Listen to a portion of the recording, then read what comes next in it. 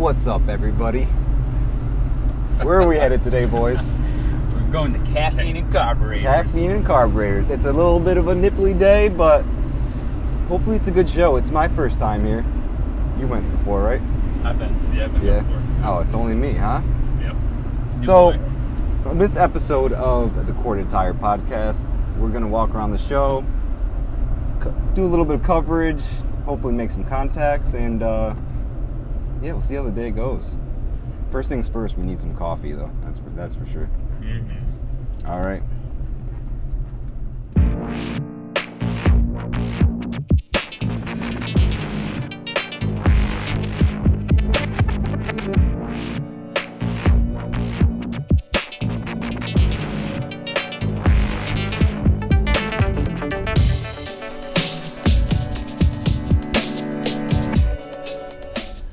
What is up, guys? We are back. We left the show. We're sitting in traffic here. And let's talk about what we saw today, boys. Or what we didn't see. It was pretty nipply out today. I don't know if that had something to do with the turnout a little bit. There's still a pretty good variety of cars there. Yeah. I think that this is like one of the more sought-after attractions in this state. So, what cars did we like? What did we see that we liked the best? R32 GTR. Yeah, that's at the top of the list. In the dark gray with RPF ones. That wasn't even really in the show. That was just kind of off to the side. Yep. But Outside of it, yeah. That's usually how it goes. And we met a guy that was affiliated with him. Yeah. They import them. Yeah, we out of Western New York, right? So who knows? Maybe there'll be some future collaborations with them going forward. Yeah, he was pretty cool. He was like their media guy, though. He didn't really know much about the cars. That's all right. Yeah, that's all right. Oh, yeah. Homeboy was like, he was live streaming and shit on Twitch. Like, he was doing it all. He had his shoulder cam.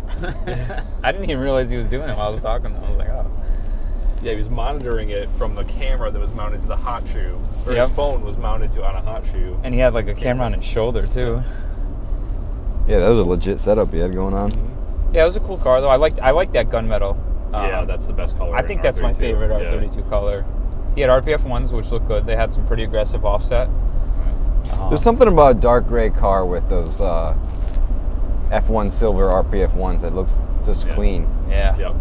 Although if it were my car, like Quinn said, it would have to be bronze tees. Yeah. Bronze. Hell yeah. Because that's like whenever I've seen R32s that like catch my eye, it's that damn color with like a nice bronze GTR offset, concave spoke like TE37.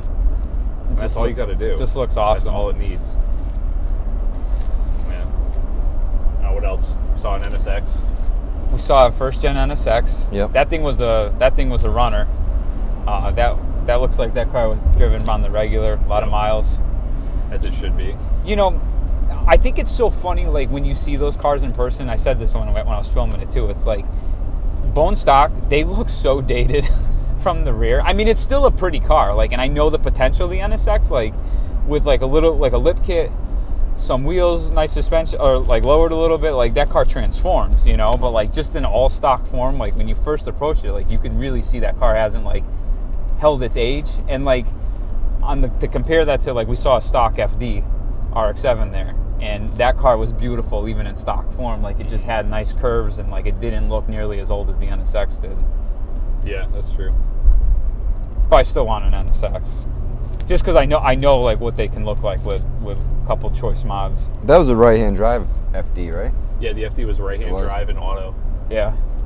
Which actually, though, like, honestly, that's like kind of not a bad thing to do if you're going to build an FD, is get an auto one, because they were beat on less, and like they don't. My black FD was an auto, and we converted it to manual. Oh, really? Yeah. How was that conversion? It's a pain in the ass, but, like, it's not... Everything's there. Yeah. Like, so you can... Like, the clutch pedal mounting points are there. Okay. Like, so everything does bolt up. It's just a pain... Like, anytime you're working up underneath the dash, it's a pain in the ass. Yeah. So, did you guys see the Ferrari 400i? Because I've never seen one of those before in my life. Yeah. You know, the only reason I know about that is because a friend of mine owned one, and he told me about it. But that is a really interesting car. Yeah, it's like one of their original like touring type of. Yeah. I feel like they tried to like. They're long. Yeah. I think that car was the benchmark up against the Jag. What are the old XJSs? Is that right? Those like long penis Jags from back in the day with the really weird like pillars that come down in the back. It's kind of got like a Miata RF like trunk line where it meets the. I'm not sure. They're fastback looking, but I had a couple of them in my shop for like when I was storing them. Is that Route 8 we just passed? Did we? I don't think so. So we just figured out where the hell we're going. I missed our exit. See, kids, you can't be doing this stuff while you're driving. You just don't pay attention as much. Yep. At least you're wearing your seatbelt though. You're being safe. Ooh, I have my seatbelt on. Yes. Yep. You're welcome, Internet. You got yours on that shoe? Oh yeah, always. Ian, we're in my tank 1998 Lexus LX 470. Ooh, that was the car that we saw. So we all saw a Toyota Land Cruiser. Yep. Which is a little bit newer than this one, because it had the built-in navigation in the dash and stuff. But man, that thing looked ugly. It was. I don't know if it was just the wrong colors and it was because it was rough all around. But beat. Yeah. Yeah, it didn't look like it was taken care of very well. Like the interior on this and everything just makes this car look like a lot better put together. Yep. Flows better. I wanted to go back to that Ferrari for a second. You know what I thought the coolest part about that car was? What's that? It was the wheels. Yeah, the wheels look good on that. Yeah, oh like yeah. The like star-looking wheels with the gold paint on the inside. Yep. I always liked like on like F40, they kind of like those star-shaped wheels. Yep. You know, I always thought like it'd be cool to have like a star pattern wheel and to put on something, but I don't know what car it would go well with. You know, I feel like you kind of need like more of like the late '80s, early '90s like boxy design to make those wheels work right. I bet you an NSX would work well. Yeah. With a star pattern wheel. With the right wheels on your NA Miata. Look at star pattern. Those, a silver I guess dish. you're right. Yeah, you're right. Yeah. Gold star pattern wheels with a silver dish. Yep. But that Ferrari's a V12. Yeah. And I don't think a lot of people know that. But it's probably a dog. I bet you that thing doesn't like. It's probably a 270 horsepower V12. If even. Yeah. If even. Head Recaro kid seats in the back. I saw that. Yeah, I bet you whoever owns that like has owned that for a while. Yep. That's definitely a more enthusiast car there. That black R8 V10 was nice. Yeah. Debadged. All black. All black. It's a great looking car. I've always liked the R8 because like the R8 I think was like the first car that came along and like kind of took the shoes of the NSX as like a supercar that you can use more often and You can more, daily it. Yeah, like, and it's like it looks exotic, but it's not like over the top. You know what I mean? It has like subtle exoticness to it. But like when you stand in like in pictures, the R8 doesn't look like anything crazy. It just looks like a stretched TT. But like when you stand in front of that thing in person, there's definitely like a nice street presence that it has. And that thing was V10 manual, gated manual, which is cool too. Yep, all the right things. You guys think I can make this U-turn here? This, we were Oh, doing baby. it. Oh, we are doing it. Don't we want to go south though? Oh yeah, I'm going on the wrong way again. We're going north. Oh boy. I can get us home this way though. Yeah, too. you can. Yeah, We'll just take 15, I guess. that works. Scenic route. This Land Cruiser's leaning. Oh yeah, we're tacking. Air ride is pumped up and everything. Oh, I'm sorry. Hydraulic. My hydraulics. My hydraulic ride is How pumped dare up. you say Oh that. shit. I'm gonna burn for that one. This is the internet. You're not allowed to be wrong. Oh man. Every word that comes out of your mouth has to be 100% correct. Shame on me. That guy was mad too. He was like, "Oh my god, it's hydraulic, not air ride." We saw Lotus Elise. Lotus Elise, that was cool. Man, those things are small. I know. I love those. They are tiny. You know, when I was looking at that, and I'll be honest, like, I mean, it was stock. There's some weird lines on that car. I didn't love the way it looked stock. I don't know if people add like a side skirt option or something to them that like makes them look more full, or maybe it's just having the right wheels and the right ride height. It just, did you feel that way at all, or like? It felt different to me. Like the spoiler felt different. Like I feel like he added like a layer to the spoiler. I felt like it looked like, I could be completely wrong. Maybe it's just in my head, but. Or maybe because he just had like the canvas top on the because you can, Yeah. I've seen body match tops for those things too. Yep. All right, let me try this again here. You got it. You got it this time. but you know what though? Like the Elise I like Exiges. Like if I had to pick, I wouldn't mind an 06 naturally aspirated Exige, white. I think those look really good out of the box. Like just having the full fastback that you get with the Exige over the Elise. And it has louvers too, right? Yeah, and it's got the louvers going down. It just looks like more aggressive. Yeah. I think the front bumper like has like a lip too. That's like a factory option. But they're still really cool. It's something that I would like to explore some more. Yeah. Well, hopefully my dad gets one. He's looking at one right now. We got to convince It's him only a to matter do of that. time. Yeah, I know. We should like have him over. Yeah. And like just like nonchalantly like keep hinting at, hey, did you know this about them? And like, hey, like they're really good at this. And Well, he's always sending me examples that he finds. He's actually looking at like I trying to keep it on the conservative and like for price. He's finding, I guess there's a company, Wire Wheel, that will like replace they'll like buy salvage ones and then like replace the body components. Oh, really? And then sell them back like at a decent price, like I've seen them mid to low 20s. Really? Yeah. And so are they salvage titles? I don't know if they're salvage titles or not. It might be a rebuilt title or something like that. Okay. But like the aluminum body's not messed with in any way? No, yeah, they just apparently they just like replaced the whole clamshell. That's actually not a bad idea. Yeah. Yeah, I mean, this company is really known. They're known well. There's a company in Florida that rebuilds them. Huh. Yeah. I would actually consider doing that. Like, just knowing how the car's constructed. Like, I would never, like, usually if I see a salvage or rebuild, like, I would never even entertain it. But, like, for something like that, like, and if it's a company that's reputable. Yep. We can get our turn here? That's it. I'm going. Oh, running this. Oh boy. Rebels here. Mark IV Supra, which you rarely get to see. I saw one of those there. Yeah. It was all stock basically. Had a bigger front intercooler, which was kind of disappointed because it looked like he hacked up the front bumper to fit that intercooler, and it was like hanging below the bumper and stuff. Yeah. Yeah. Kind of protruding. It's still always nice to hear one though. It was a little rough running too. It looked like smoking a lot. Yep, oil. It's blue smoke coming out. Dude, the announcer guy was like, Mark III Supra. He said Gen 3, yeah. He's like, oh, is that a turbo? Oh, yeah, it's smoking. It's definitely a turbo. Holy Moses. Well, it's windy. That side wind is ridiculous.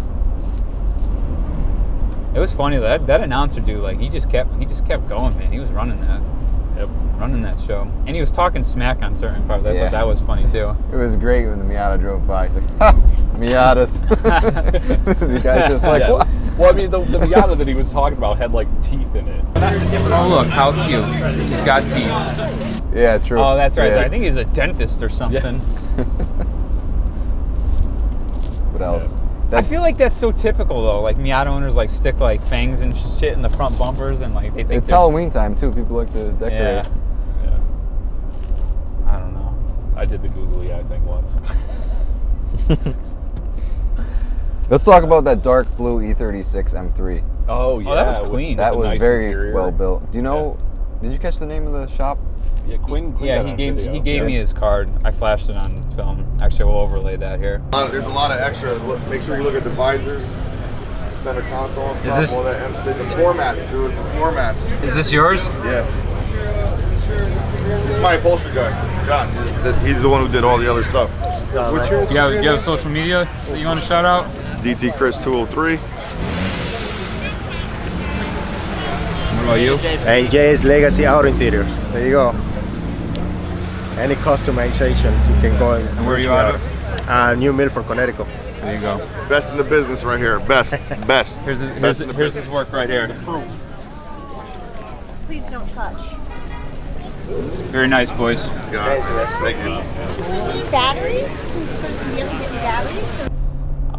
But yeah, that guy did the upholstery on there. I think those are original, like the Euro interior, which I really like. It's like an Alcantara with like that kind of like blue and reddish like insert pattern. I don't know what you call that pattern. But it may have been rewrapped too, because it looked like they redid everything in that interior. But that thing was like super cheery. Engine bay paint was awesome on Engine it. bay was clean. And it was E36. That was, you rarely see those clean. You know, I almost bought an E36. Like, I really wanted one for a daily. It was actually, that's when I ended up with the C5. But I was like trying to make the deal for a 63 50,000 mile. I think it was a 96. It was like the first year of the 3.2 E36 M3, but like it was. I was at a max of like 14,000, and like they wanted like 14.8 or 15. They wouldn't come down anymore. It was just too much money, I think, for the car. Late 90s car, yeah. Yeah, I mean, it was just like, and it was like a far drive. I had to like fly out of state and go pick it up. But something about like that boxy like sports coupe, like It's a good looking car. yeah, and same thing with like E30s. Like I always like to look at E30s, you know. There was a white one there, white E30 M3. Yep. Yeah, like they just like that classy like boxy sports car look. Like it's just cool. And something like to live with on a daily basis. I think that car would be pretty neat. But it's like you got to deal with typical like BMW stuff in the process too. So like, I was kind of weighing it out like that, you know. And that's ultimately what it came down to. It's like for the same price they wanted for that, I bought a C5 Z06. Real simple. Which is like a few years newer. Only it had very similar mileage. Like I was just like, okay, I'll try this. What'd you think of that car? The Really hear you C5? talk about it. Yeah. The C5, what I tell people is like, it's a really fast piece of shit. It's a Cavalier interior, right? And I mean that like in like I'm not saying like the car is like garbage. Like it has a lot of like endearing. I think I just missed the exit again. No, I don't. Was that it? I saw Route 8 over there. No. I saw it. We gotta get better at this. This is bad. Trying the podcast and trying. The Route 8. Yeah. Oh, jeez. Yeah, I mean, like, C5 is a great, like, bang for buck sports car. Like, it's a lot of performance for, like, not a lot of money, and it's fast. You put a good set of tires on that, if you can, like, manage it. Because it's definitely, like, kind of, like, a dangerous car, especially going over bumps. Like, I thought I knew what bump steer was. I didn't know what bump steer was until I owned the C5. And I had mine, like, lowered on the stock, like, bolts. Oh yeah. Oh, my God. Dude, that car at speed on like on highway stuff, like where if it was turning and bumpy. What's the rear suspension on that? Like, It's a double AM car. oh yeah.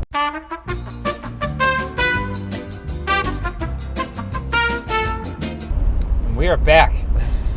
We are now on the right highway. We fixed our low battery in one of our mic packs, and we have a new memory card because we ran out. After like 15 minutes. What else can go wrong on this road trip podcast today?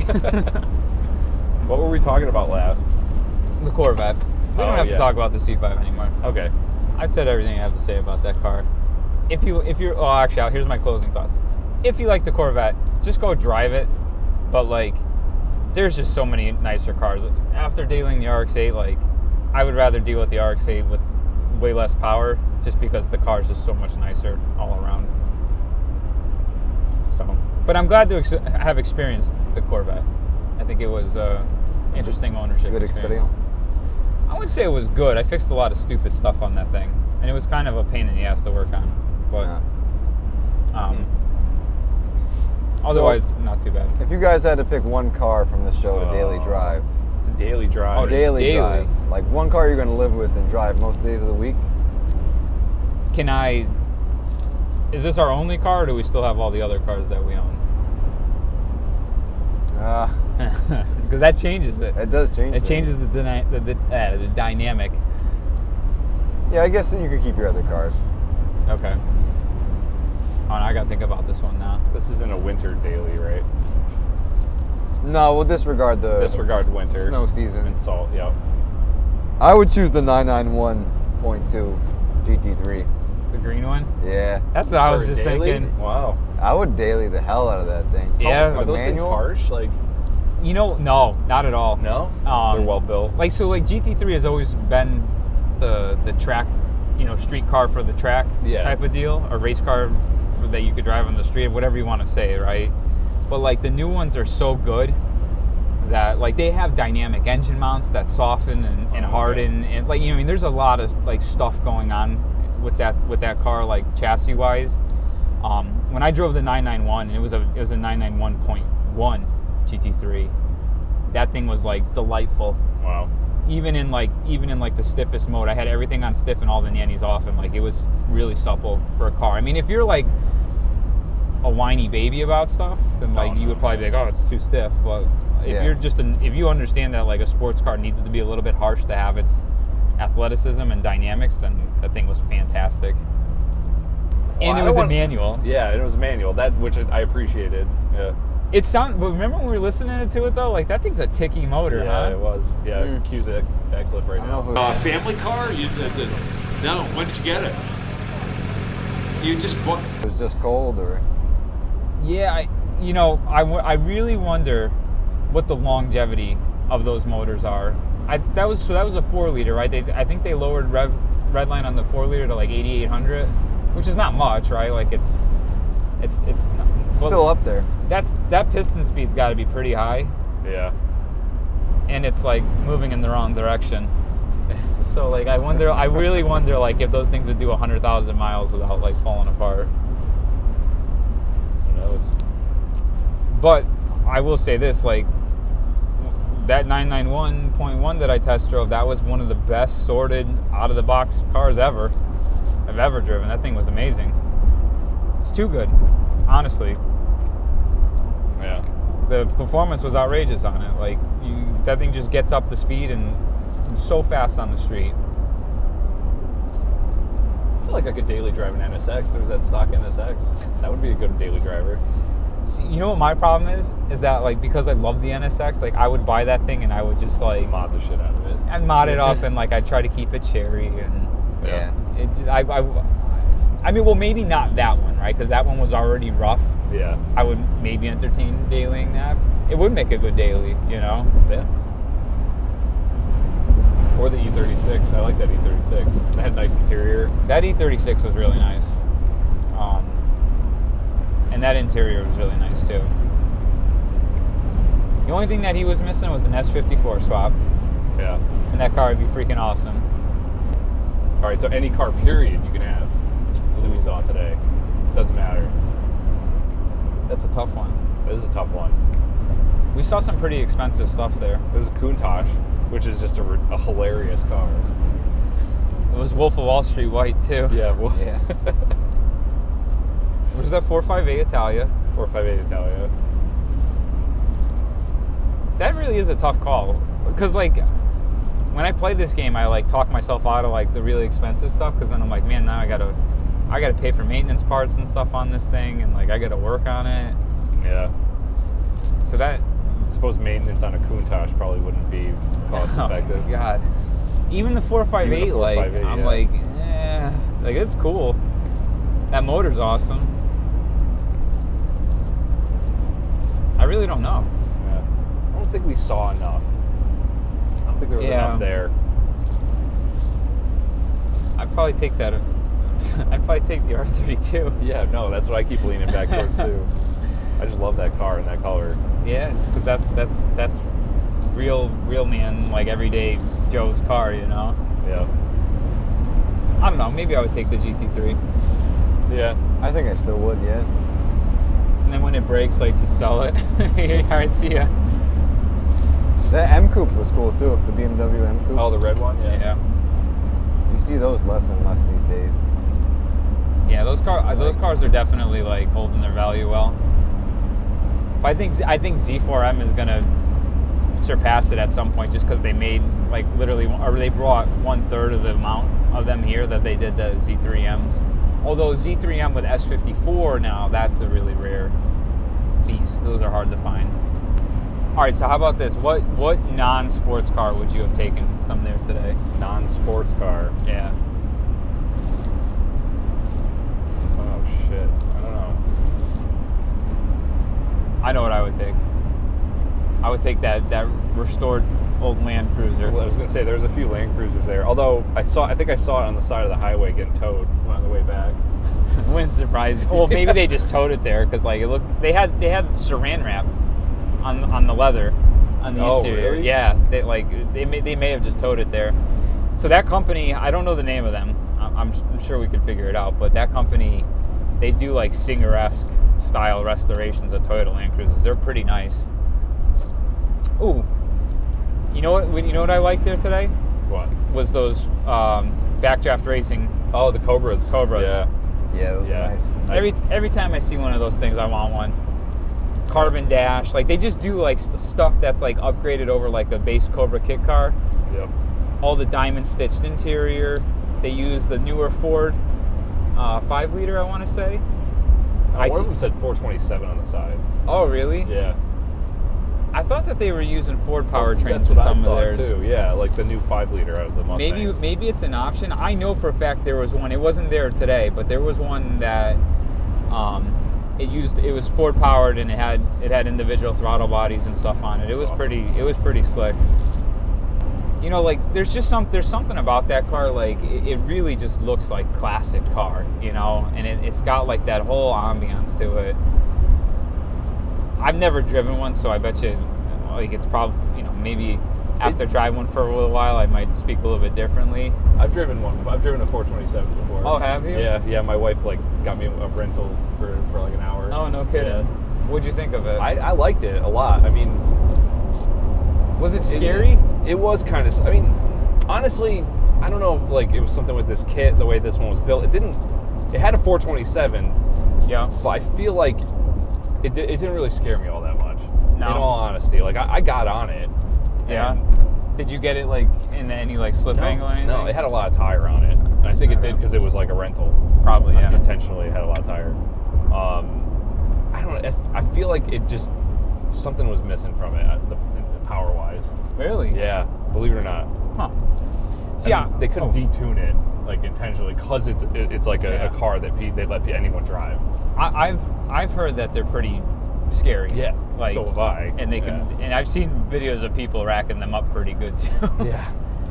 See, what always appealed to me about that is like you built, like if you bought like a Factory 5 Mark IV, right, and you put it together yourself, like you have all brand new hardware in that car. Mm-hmm. You know every nut and bolt because you put it together yourself. Like I felt like there was something that was like kind of rewarding about like just doing that build yourself and having everything nice and fresh, and you can change hardware out to like upgraded stuff wherever you want. Yep. I would love to do a Mark IV. Was it annoying driving with the side pipes on that? No. No. That kind of thing doesn't bother me. I just feel like I when I drove a Gen 5 Viper with the windows down, like the side pipe in one ear was like kind of like. It was just, Although I suppose like if you're on the highway and it's starting to. I was like, Like resonating against the barrier. Or Yeah. something. Yeah. And I don't think there's any way you can actually route an exhaust out the back. People No, probably shame you to death too if you had a rear exit exhaust on it. It's a signature thing with the Cobra. Yeah, it's all part of its character. Yeah. A lot of Cobras there. Yeah, there's Quite a probably more few. Cobras there than anything else. Yeah. Lots of Porsches too. Yeah, lots of Porsches and a lot of the wing-a-ding-a-dinga stuff. Which I don't understand. Big cars with V8s that are slow. Yeah. It just doesn't do anything for me. Oh, sorry. No, that's fine. Were you saying something, right? I wasn't saying anything. Oh, I was going to say they had 3 Integra Type R's there. Oh, yeah. Oh, yeah. They were all white like Integra Type immaculate. Rs. Yeah. that was pretty crazy. Those cars are so expensive now. Yeah, 30, 40 grand, right? Yeah, For a clean easily. one. Yep. They're all championship white. Yep. Good looking car. Yeah, that was a cool car. It's not a $40,000 car. Yeah. I mean, like, I get it for, like, the collectors and, like, nostalgic value, but, like, for me, it's not a $40,000 car. I don't even think I would spend $8,000 on one. Yeah. Maybe like a rotisserie built one with like all zinc plated hardware and like. Yeah. I mean, just the amount of effort that goes into doing that, I could justify a 40 grand. Right. What about you, Rye? About me, what? Integra Type R. Do I like them? Would I? Yeah, How much would I pay for one? How much is one worth to you? I could probably spend 8 to 10 grand on one. Yeah. Not be too butthurt about it. 40 grand though, I wouldn't be able to sleep at night. No. Because when you think about it, like you can just, I mean, an RSX Type S Yeah. it's got to be pretty close in performance, right? I mean, I'm probably pissing off some Honda kids saying that right now. It's a lot heavier. Yeah. And like something with the way Honda did the front suspension on that car, It just works really well. there's like, I don't think you can get a lot of camber out of it or something. I don't remember what the case was, but like there was the suspension is what really set those cars back. Because like when I was still into like front wheel drive Honda stuff, like I liked the EP3 Type R or SIs. Like I thought those were kind of cool. But the reason why I wouldn't spend a lot on those is because I'm done with front wheel drive. Yeah. There's like no situation where I would ever want front wheel drive anymore. Because I drove front wheel drive like for like the first half of my life, and when I dailied front wheel drive, but my sports cars were rear wheel drive, every time I hopped back into the front wheel drive car, it just like would not do what I wanted it to do. So therefore, like I swore it off. Yeah. Haven't looked back. Even like some of the ones with the good diffs in them. Yeah. So yeah. I'm over them. Like it took me a while to get to that point, but after making rear wheel drive work on a daily basis, like I'd always pick rear wheel. Yeah. I feel like there's options for front wheel drive cars. It's just like lack of options with rear wheel drive manual sports cars nowadays. Yeah, I mean, there's some pretty awesome like front wheel drive cars. I always like the Mazda Speed Proteges, even though like they're kind of crap. But like the car itself, like from a handling and driving perspective, is like pretty good. The MP3 was good. Obviously Integra Type R. I like the Civic SIs. Civic SIs, like when they introduced the 4-door Civic SI, that's a really good car. Yeah. Yeah. You know, like there's definitely some good Mazda Speed Mazda 3. Speed, yeah. That's another good one. Well, I've never driven one, but like Golf GTIs. Yep. That's what everybody likes. There's definitely like good options for them out there. I don't know. I'm spoiled. I'm spoiled with the RX-8. Like even like in really like low grip situations, that thing's just so balanced that like That's fun. it's just super fun. I like the drift. I can't help it. You know, rip on that e-brake. Yeah, I don't even. No e-brake for me. I just McDonald's trade. Scandinavian flick. Yep. There wasn't that big of a turnout this year. We weren't that late. It's just cold. Yeah. Cold and windy. Yeah. But still worth going to, I think. Yeah, we got It's some. fun. We got some coffee. What was the Yeah. name? What was the name of that place? I always mean to like check the name and I don't look at it. Starts with a Z. It's a cool little coffee joint. Yeah. We'll overlay that after I Google it. Oh, yeah, you guys got some B-roll of that coffee place, right? Yeah. I bet you they Very do. They very seem quaint like, little place. They seem like they do really well. A lot of different like roasts. I like Yeah. that. Those girls were working hard. Yeah. I think it'd be pretty cool to have like a coffee shop that was like for ricers. So like you have it open really late. Yep. And you can like instead of like kicking like ricers out for like loitering, like you encourage it, and like maybe have like a 24-hour dyno, so like you could pay a couple bucks extra and like dyno your car while you're drinking coffee. Or have like drive-through dyno, like you can have do you want optional dyno? Yes, no. And then everybody sipping their coffee and shit can like talk about what's going on, you know. Yeah. All the It'd have people to be somewhere where noise isn't an issue. Yeah. You get all those people talking shit. Oh, my car makes this much power. I'll prove it.